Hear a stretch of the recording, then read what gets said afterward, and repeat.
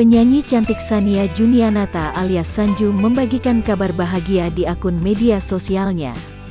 Penyanyi yang biasa disapa Shania alias Sanju itu baru saja dilamar pebulu tangkis nasional Jonathan Christie.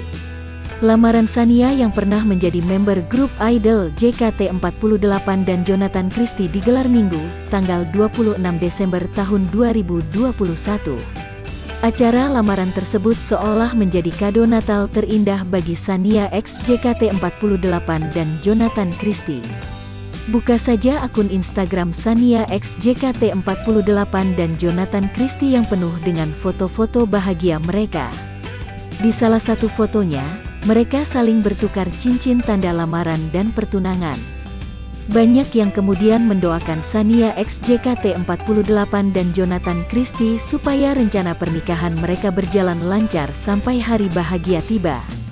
Natal setahun lalu, Shania Junianatha alias Shania X JKT48 dan Jonathan Christie memamerkan kemesraannya untuk pertama kali ketika merayakan hari Natal medio Desember tahun 2020.